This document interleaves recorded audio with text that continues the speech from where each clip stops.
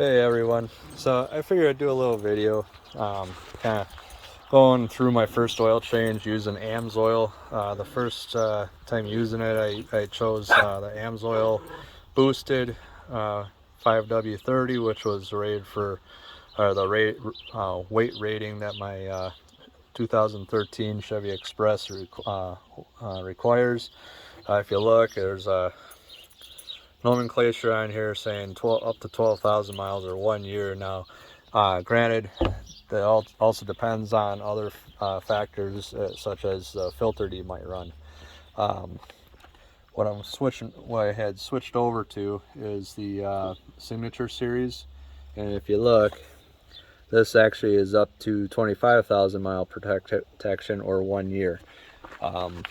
For the oil change, from the previous year, I was using a K&N filter with the little nut end on it, with the thought process that that's going to be really nice because anybody that's changed oil on a GM motor recently, gasoline at least, the engineers and all their infamy have this great idea of wrapping the oil pan pretty tight around that oil filter, so it gets kind of hard to wrap a big hand around a filter to try to pull it off and whatnot.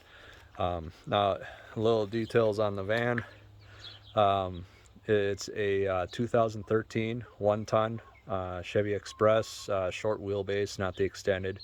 I use it mainly just for pulling the camper that you see directly behind it. It's 28 feet. Dry weight, you're looking at 4,500 pounds.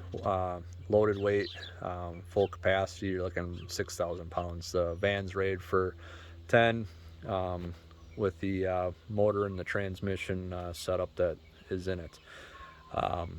The filter that I'm using on this oil change is going to be the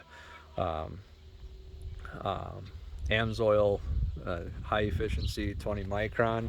If you do any looking on that, it's actually rated for up to 15,000 miles or 1 year. So when you take that into consideration with the oil, you're talking 15,000 up to 1 year. Last year's oil change, I have roughly, yeah, I shouldn't say roughly, I know exactly what it is. It's 6,000 miles, which isn't unheard of on full synthetic oil anymore. But I did keep it in there for a year. That's really the big difference there. And as I said, it's pulling that trailer behind there. When you're on the expressway or climbing grades and stuff, you're going to be jumping into higher RPMs to maintain speed or climb the grade itself. So that motor is working, and it's working hard. My big thing is to kind of see today how dirty that oil is. Initially I checked the dipstick and it looks like a golden, or like a nice tan color. Typically after pulling, in the past where I was running the police interceptor over here, my oil after 3,000 miles would be down almost a quart and near black after pulling that trailer. And that says a lot right there. You got 6,000 miles with pulling the trailer almost exclusively. There is some highway travel without the trailer behind it, but GM made this vehicle to be able to handle that kind of load capacity, and it handles it very well. So I may give some clips showing the oil coming out and oil going in, and then I'll follow up next year with a follow-up on the Signature series oil to see how I fared throughout the year of pulling the camper around. I do have a couple of sizable trips to do, and I'm looking forward to it. Thank you for joining me, and I hope you find the information that I provide in this video worthwhile. I know Amsoil has a reputation of being a little pricey, but to be honest, every full synthetic oil that I've been looking at is pretty pricey. And when I have experience with the with some Valvoline and Mobil 1 full synthetic in that blue Tahoe with the 5.3 liter 4-speed, where it just blackens that oil up and eats a quart of oil after towing. I think there's a little bit to be said there, because I haven't had to add any oil to this motor since I switched over to the Amsoil, and like I said, on the dipstick it looks pretty clean. So enjoy the video. Thank you for joining us. Alright, so I got my bung loosened up so I can get it started, to kind of show that I'm not just pulling oil out of a fresh can or anything like that. So give me a second, and I am going to try to find a way to set this up here. And oh, by the way, in this last oil change I ran with a K&N. Kind of thought it'd be kind of cool with that filter with the nut here for ease of pulling it off. As you can see, they kind of wrap the filter housing pretty tight with the oil pan. So we'll see how that comes off too.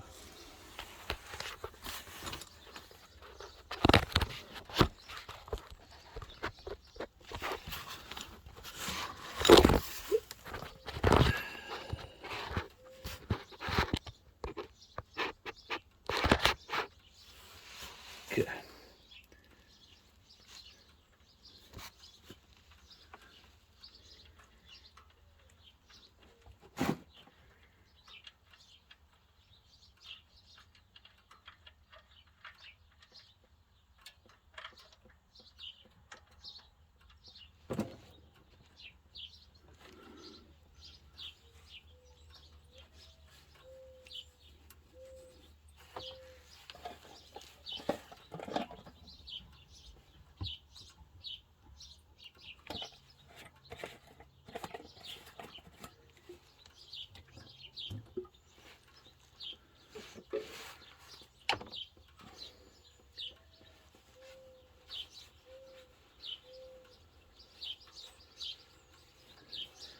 Alright, so it still looks kind of black coming out as a bulk, but when you're looking at this oil, you can kind of see, you can still, yeah, it's dark when you have a lot of it, but when it thins out, you can see it's still pretty clean.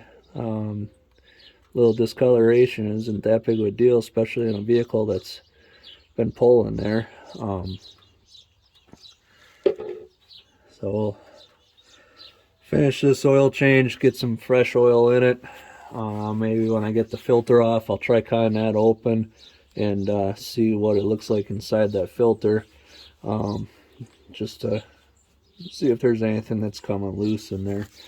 But for the most part, I'm pretty impressed by the oil and how the engine ran during that oil change. And next year, when I'm dumping Signature Series, we'll see how that comes out. I'm a firm believer of taking care of that motor to make sure I'm not having problems.